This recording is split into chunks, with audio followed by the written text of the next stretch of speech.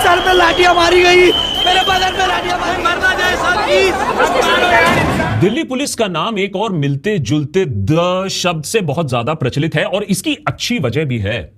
इनके प्रोफेशनलिज्म, इनकी पारदर्शिता के किस्से तो लेजेंडरी है, सबको मालूम है। दिल्ली पुलिस ने अपनी औकात, अपनी हैसियत, अपनी काबिलियत एक बार फिर से साबित कर दिया 20 जुलाई को, जब उन्होंने स्टूडेंट्स को नए भारत के नए संविधान का एक पाठ पढ़ा दिया।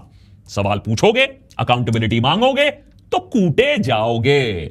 लेकिन अपनी कुटाई में पुलिस इतनी मसरूफ हो गई कि पता ही नहीं चला कब कि उनकी पैंट उतर गई, खाकी चड्डी भी शायद दिखने लगी।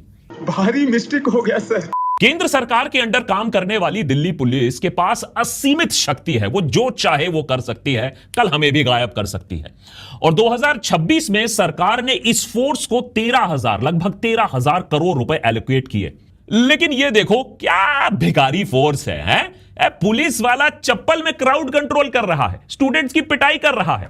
यूनिफॉर्म के पैसे नहीं है, जूते के पैसे नहीं है, सस्ता हेलमेट और हाथ में 500 रुपए का पॉलीकार्बोनेट का केन पकड़ा कर रख दिया। चे चे चे चे चे कहां गया इतना सारा पैसा? Nation wants to know. Editor आग लगा देना नीचे ज्यादा। चप्पल छाप पुलिस फोर्स बनाकर रखी है और रैपिड एक्शन फोर्स की भी हालत कुछ ज्यादा अच्छी नहीं है। यूनिफॉर्म इतनी थर्ड ग्रेड है कि नेम टैग नहीं चिपकता है। अब लोगों ने पूछा कि भैया रूल बुक तो कहता है कि नेम टैग आपके सीने में साफ साफ दिखना चाहिए, कंपलसरी है। तो वो बोले कि वेलक्रो इतना खराब है कि नेम टैग चिपकता ही नहीं, इसीलिए जेब में ठूस के रखना पड़ता है। बताइए आप हैं? अच्छा नेम टैग तो छोड़ो, ट्रेनिंग भी देखो कितनी घटिया है। बंदा सामने खड़ा हुआ है, टारगेट बना हुआ है, कुटने को तैयार है, कंटेस्ट नहीं कर रहा है, लेकिन फिर भी डंडा हाथ से फिसल जाता है। ऐसी ट्रेनिंग दी जा रही है इन्हें। ऐसे हराएंगे ये पाकिस्तानी आतंकियों को, ऐसे जीतेंगे वो जॉर्ज सोरोस की फौज से, ऐसे चुप कराएंगे सवाल पूछने वाले लोगों को। मेरा मतलब है मोदी जी बिल्कुल खुश नहीं होंगे इस बात से। 56 में से 56 में से 5 नंबर भी नहीं मिलने चाहिए ऐसी फौज को। शायद हमें पता नहीं चला, दिल्ली पुलिस एक कूल प्लेस टू वर्क बन गई है। हमें तो यही बताया गया था कि वर्दी की बहुत अहमियत होती है, वर्दी की इज्जत करो। लेकिन इस इंसान को देखो, कहा जाता है कि इसका नाम है हनी सिंह डागर। ऑल्दो इसका एलिजेड इंस्टा अकाउंट जब पब्लिक हुआ तो उसे तुरंत डिलीट कर दिया गया, पता नहीं क्यों। लेकिन यो हनी सिंह डागर, इनको गाने का शौक नहीं है, इनको डंडा घुमाने का बहुत ज्यादा शौक है। जब लोगों ने पूछा इसे देखकर कि बच्चों को इतनी बुरी तरीके से तुमने कूटा, आईडी तो दिखा दो, तो सवाल पूछने वाले को ही कूट दिया। अरे भैया ये नया भारत है। हो सकता है मैं गलत हूं, हो सकता है ये इंसान अंडर कवर कॉप हो, प्लेन क्लोथ्स पुलिसमैन हो, दिल्ली पुलिस का धुरंधर टाइप हमजा हो। लेकिन ये क्या कान में बाली है? अरे भाई ये सर्विस मैनुअल में ये कब से अलाउ होने लगा? डागर भाई को तो पूरा देश अभी बड़ी शिद्दत से ढूंढ रहा है। आपको मिले तो हमको भी बता दीजिएगा, दिल्ली पुलिस से भी इसके बारे में पूछिएगा कि ये आप ही की फौज में है क्या ये गोडसे इंसान? मुझे तो जवाब नहीं मिला, मैं तो 24 घंटे से पूछ रहा हूं। लेकिन क्रूरता की स्केल पर, कॉन्फिडेंस के लेवल पर 56 में से 50 तो मिलने चाहिए इस इंसान को। अच्छा वर्क फ्रॉम होम कोविड काल के बाद बहुत प्रचलन में रहा, बहुत लोगों ने वर्क फ्रॉम होम किया। हो सकता है कि दिल्ली पुलिस ने भी कोई नया स्कीम लगाया हो, वर्क फ्रॉम होम ड्रेस वाला स्कीम। अब देखो खाकी वर्दी पर भी आंच नहीं आएगी, धोबी का भी पैसा बच जाएगा और डिनाइबिलिटी भी तो रहेगी। अरे कोई गलत काम हो गया तो बोल देगा पुलिस ने तो ये गलत काम नहीं किया, पुलिस तो थी नहीं वहां, यूनिफॉर्म में तो कोई था ही नहीं। इस टाइम पर देखिए टिमटिमाते हुए लाल टी शर्ट पर इस प्राणी को देखिए, मैन यू का टी शर्ट पहना हुआ है। लग रहा है कि दिल्ली पुलिस ने फीफा फाइनल्स के बीच में ड्यूटी पर बुला लिया हो और इसी बात पर यह कमबख्त कॉकरोचों से बहुत ज्यादा नाराज है, उन्हें कूटना चाहते हैं। वैसे तो पुलिस वाले किसी से डरते तो नहीं है, लेकिन ये सारे चोमू टाइप लोग आप नोटिस करोगे या तो मुंह पर हैंकरचीफ लगाए हुए हैं या कैमरा से मुंह छुपाते हुए भाग रहे हैं।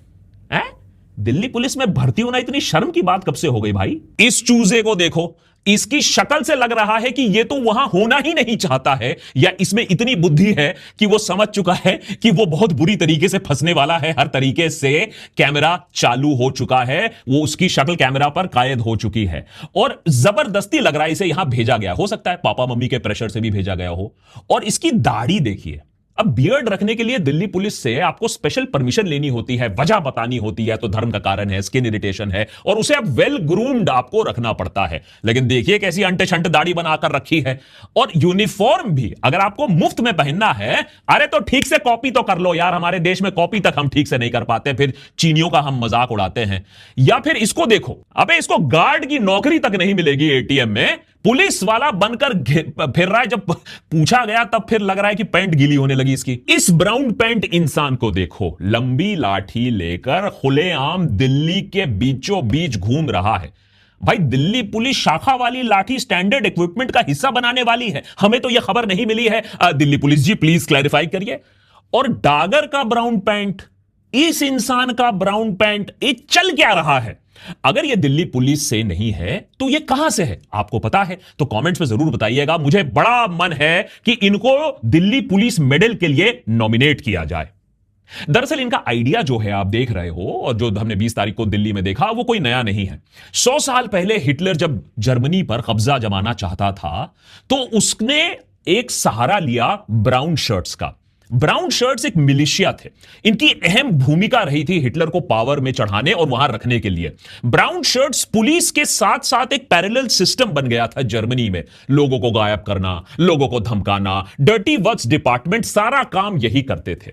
वही फॉर्मूला आज 100 साल बाद हम दिल्ली के बीचों बीच देख पा रहे हैं। बस शर्ट यहां ब्राउन नहीं है, पैंट ब्राउन है, हो सकता है चड्डी भी ब्राउन हो सकती है, लेकिन काम वही हो रहा है। जो पुलिस काम नहीं करना चाहती है, जो काम रिकॉर्ड पर ना जाए, उसको ये लोग करते हैं। दिक्कत ये हो गई कि डिजिटल इंडिया में इतने सारे मोबाइल कैमरास हैं कि इनका भांडा फूट रहा है। लेकिन नया चीज यहां भी नहीं है। याद रखिए 2020 में जेएनयू पर जबरदस्त हमला होता है, बाहर से लोग आते हैं, कैंपस में कोहराम मचा देते हैं, सर फोड़े जाते हैं, कैंपस में तोड़फोड़ की जाती है।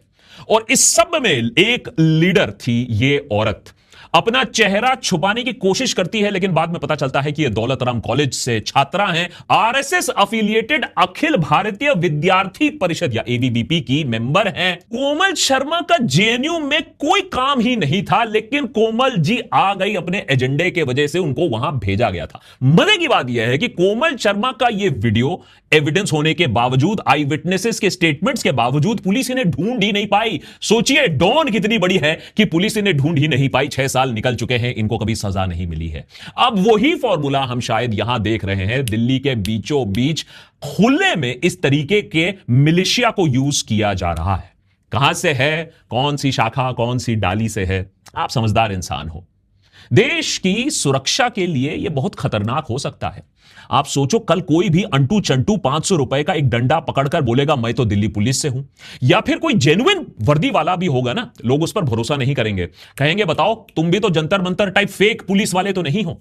24 घंटों से दिल्ली पुलिस ने इसके बारे में कोई खुलासा नहीं किया है, कोई क्लैरिफिकेशन नहीं दिया है कि ये इंसान कौन थे। इस बात पर कोई ज्यादा डिबेट नहीं है कि दिल्ली पुलिस के साथ बाहरी ताकतें थीं, लेकिन वो तो जेएनयू, वो तो जामिया, वो तो सीए टाइम पर भी थी। जो जानते हैं वो इस बात को मानते हैं। लेकिन इस बार अलग ये लगा देखकर, जो फुटेज हमने पिछले 24 घंटों में खंगाला है, कि ये लोग पुलिस को कंट्रोल कर रहे थे। ऐसा नहीं कि ये पुलिस के साथ थे, जहां जहां ये जा रहे थे पुलिस उनकी सुरक्षा कर रहे थे, पुलिस उनकी बात मान रहे थे। तो या तो ये सच में अंडरकवर ऑफिसर्स हैं और इतने हाई प्रोफाइल स्पाइज हैं कि दिल्ली पुलिस हमें बता नहीं रही है, या दिल्ली पुलिस अब ऑर्डर्स शाखा पर बैठे लंगूरों से लेने लगी है। यह बात जानना इसलिए भी जरूरी है क्योंकि सरकार का जो नैरेटिव था इस बात पर निर्भर था कि जो जंतर मंतर पे हुआ वो कॉकरोच जनता पार्टी द्वारा पत्थरबाजी का नतीजा था। पुलिस कुछ नहीं करने वाली थी, वो तो पत्थराव हुआ तब जाकर यह बर्बरता की गई। मोदी सरकार देश में नॉर्थ कोरिया वाला काम करना चाहती है। भैया मैं तो करूंगा जो करना चाहता हूं, लेकिन दिक्कत यह है कि दुनिया के सामने वो नॉर्वे वाली डेमोक्रेसी भी दिखाना चाहती है कि हम तो मदर ऑफ डेमोक्रेसी है। इसीलिए पत्थरबाजी का नैरेटिव सक्सेसफुल होना बहुत जरूरी था। पुलिस की गलती नहीं है, कॉकरोच जनता पार्टी ने पत्थरबाजी की, हमने तो सिर्फ रिस्पॉन्ड किया। और देखिए हमारे लोग घायल हो गए। कितने क्रूर स्टूडेंट्स हैं ये, जरूर पाकिस्तान से आए होंगे। हमने पिछले एपिसोड में दर्शाया था कि कैसे सुबह के 5 बजे बजे 20 तारीख को सुबह 5 बजे से पहले ही एक पत्थर भरा ट्रक जंतर मंतर पर आ पहुंचता है। कॉकरोच जनता पार्टी ने इस बात को सोशल मीडिया पर हाईलाइट भी किया कि किसी तरीके का फॉर्मूला रचा जा रहा है, यह ट्रक यहां कैसे आ गया और उसमें ऐसे ही पत्थर थे जो पत्थरबाजी में इस्तेमाल किए जाते हैं। कहा जाता है कि प्लान का किसी तरीके से जो खुलासा हो गया, सोशल मीडिया पर बात फैल गई, तो पुलिस ने अपने जो पैतड़े थे या जिन्होंने ये सारी चीजें प्लान की थी, उन्होंने प्लान थोड़ा सा चेंज किया। तो पत्थरबाजी हुई बाद में भी, और कई आपके पास विजुअल मिलेंगे जहां पुलिस पत्थरबाजी कर रही है, और कुछ विजुअल्स आपको दिखेंगे जहां कपड़े में फेस को ढककर नौजवान भी पत्थरबाजी करने की कोशिश कर रहे हैं, पुलिस का वैन तोड़ रहे हैं जिसे वहां पोजीशन किया गया था। ये नौजवान कौन थे? क्या वो प्रोटेस्ट साइट में पहले से थे? क्या ये कॉकरोच जनता पार्टी से जुड़े हुए थे, या फिर उन्हें वहां अराजकता फैलाने के लिए लाया गया था? पुलिस के पास सीसीटीवी रिकॉर्ड्स हैं, सच साबित करना उनके लिए मुश्किल नहीं होगा, लेकिन मुझे नहीं लगता है कि पुलिस इंटरेस्टेड है कि सच साबित कर दिया जाए।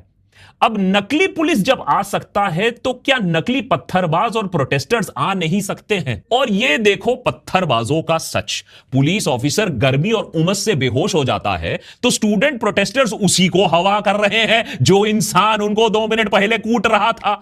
अगर इस सब के बाद भी आपके दोस्त, आपके रिश्तेदार कॉकरोच जनता पार्टी पर पत्थराव का पूरा ब्लेम लगा रहे हैं और सरकार की तरफ से यह एक्सपेक्ट नहीं कर रहे हैं कि वो नैरेटिव चला रहे हैं, तो अपने दोस्त तो बदल लो, रिश्तेदार आप बदल नहीं सकते हो। कई बार हमसे पूछा जाता है कि भैया हम तो दिल्ली में नहीं हैं, हम क्या कर सकते हैं कॉकरोच जनता पार्टी के लिए, हम क्या कर सकते हैं देश के एजुकेशन सिस्टम को सुधारने के लिए।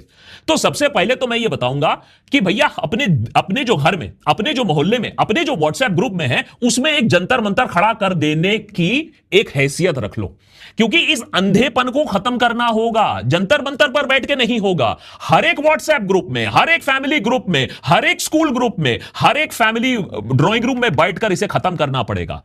वही पापा, चाचा, दादा जो अंधे हो गए हैं, अगर उनके आंखों में थोड़ी रोशनी ले आओगे ना, उनका मोदिया बिंद खत्म कर दोगे तो क्रांति से कम कुछ नहीं है। सच तो यही है कि पुलिस ने बहुत बड़ी गलती कर दी। कॉकरोच जनता पार्टी का जो विरोध होने वाला था, जितने लोग आने वाले थे, उसे सही से वो आंक ही नहीं पाए। पता नहीं हमारी इंटेलिजेंस ब्यूरो कर क्या रही है, क्योंकि यही सब तो काम में स्पेशलाइज करते हैं उन लोग। उन्हें लगा था 12 बजे तक सारा खेल खत्म हो जाएगा। क्यों बोल रहा हूं ये? इसलिए क्योंकि मोबाइल फोन सर्विसेज को सस्पेंड करने का ऑर्डर 12 बजे तक के लिए उन्होंने पहले लिया था। फिर उस दिन शाम दोपहर को आनंद फानंद में उन्होंने कहा नहीं 6 बजे तक हम पूरा सस्पेंशन की मांग करते हैं, in the interest of public safety and averting public emergency. वो पहले नहीं था, ये सडनली पब्लिक इमरजेंसी 12 बजे के आसपास उनको नजर आई। प्रोपेगेंडा चलाते चलाते सरकार भूल ही गई है कि पुलिस कैसे काम कर सकती है। चलो मान लेते हैं कि सरकार डर गई, चलो मान लेते हैं कि पार्लियामेंट से लोगों को पीछे आपको ढकेलना था। भाई पार्लियामेंट पर तो कूच नहीं हो सकता है, लेकिन किस मदर ऑफ डेमोक्रेसी में इस तरीके का पुशबैक जायज है, या इस तरीके का पुशबैक होता है, या इस तरीके का क्राउड कंट्रोल होता है? आप मुझे बता दीजिए कौन सी टॉप जीडीपी नेशन में ऐसा काम किया जाता है। अगर 20 जुलाई के दृश्य देखकर आपका मन विचलित हो रहा है तो जान लीजिए कि आप अकेले नहीं हैं, और शायद आप उन लकी लोगों में से हैं हमारे देश में जिनमें मानवता, ह्यूमैनिटी थोड़ी सी बची हुई है। मेरे पास भी कल बहुत सारे मैसेजेस आ रहे थे। कल रात तो 3 बजे तक जगकर इन्हीं पिक्चर्स को मैं देख रहा था, बार बार सोचने की कोशिश कर रहा था कि हम युगांडा वाले ईडी अमीन के जमाने में कैसे आ गए हैं। क्या ये पुलिसिंग किसी एंगल से हो सकती है? ये तो साफ साफ गुंडा राज चल रहा है, जहां लड़कियों के प्राइवेट पार्ट्स में पुलिस डंडा घुसेड़ रही है और बोलने वाला, चेक करने वाला, पनिश करने वाला कोई नहीं है। जहां पुलिस जानबूझकर लाठी ला रही है जिसमें कील लगे हुए हैं, बच्चों को कील वाली लाठी मार रही हो। ये तो चाइना के साथ हम ऐसा काम करते हैं कि कील वाली, कांटे वाली लाठी ले जाते हैं। सोचो राजधानी के बीच में यह सब चल रहा है, जब पुलिस को मालूम है कि अनगिनत कैमरास रोल कर रहे हैं। सोचिए पुलिसिंग की क्या हालत होगी पूरे देश भर में। मैं मणिपुर और कश्मीर की तो बात ही नहीं कर रहा हूं, वो तो छोड़ दीजिए, उसकी तो हम कल्पना ही नहीं कर सकते हैं। ये नए भारत में ये जनरल डायर का राज लेकर आए हैं हम क्या? ठीक है, आपको संसद से लोगों को पीछे ढकेलना है, अपनी नौकरी आपको प्यारी है, बहुत पावर के साथ आता है, लेकिन 100 लोगों को अस्पताल पहुंचा दिया आपने, जिसमें एक लड़की अभी वेंटिलेटर पर है। लड़कों और लड़कियों को इतनी बुरी तरीके से आपने मारा है कि वो सड़कों पर बेहोश पड़े हुए हैं। अरे ये लोग तो आज तक प्रोटेस्ट में नहीं आए थे, तो इतने प्रोफेशनल कहां से हो गए? ये क्या ट्रेनिंग लेकर आए थे क्या जॉर्ज सोरोस से प्रोटेस्ट करने के लिए? बच्चा हाथ जोड़ रहा है, पैर पड़ रहा है, लेकिन साले इन जल्लादों को कुछ भी रहम नहीं आया। इनके घर में बच्चे नहीं है क्या? वैसे मैं कर्मा में बहुत यकीन रखता हूं और एक दिन मैं जानता हूं कि पूरे देश की युवाओं की जो हाय है इन लोगों को लगेगी, इन जल्लादों को लगेगी, अच्छे से लगेगी। सरकार स्टूडेंट्स को कीड़े मकोड़े समझता है। आप इस बात से भी अंदाजा लगा सकते हो कि जो टीयर गैस इस्तेमाल किया गया, पहले तो इस्तेमाल करना ही नहीं था, जो इस्तेमाल किया भी गया वो एक्सपायर्ड था। यार क्या जलालत है यार। एक्सपायर्ड टीयर गैस खतरनाक तरीके से फटते हैं, उनके अंदर जो केमिकल्स हैं वो एक खतरनाक रूप इख्तियार कर लेते हैं जिससे परमानेंट डैमेज हो सकता है। और इसीलिए बहुतों की हालत कल काफी खस्ता थी क्योंकि पुलिस पुशबैक नहीं कर रही थी, वो मार डालने के लिए हमला कर रही थी। वो तो शुक्र है नितिन गडकरी जी का। अरे आजकल उनके चलते ना रस्तों में पॉटहोल्स बहुत फैशनेबल हो गया है। तो लोग क्या कर रहे थे, टीयर गैस शेल्स को उठाकर पॉटहोल में डाल रहे थे। बारिश हुई थी तो उसमें पानी था। वाह नितिन गडकरी जी, आपने बचा लिया। क्या सोचा था आपने? अगर कोई डेमोक्रेटिक देश होता ना, वर्किंग डेमोक्रेटिक देश होता, तो इस पूरे बर्बरता पर डिटेल तरीके से जांच होती, इंक्वायरी कमीशन बैठती, जो फर्जीवाड़ा लोग आए थे उनको पकड़ा जाता। लेकिन जो अब हो रहा है उससे सरकार को कोई फर्क तो पड़ता नहीं है। और आक्रोश जो हुआ है, सरकार सोच रही है 2 दिन में बैठ जाएगी। लेकिन शायद यही एक फर्क है इस प्रोटेस्ट में। 2 दिन में बैठने वाला यह आक्रोश नहीं है। 2 दिन में तो प्रोटेस्ट खत्म हो जाना था, वो नहीं हुआ।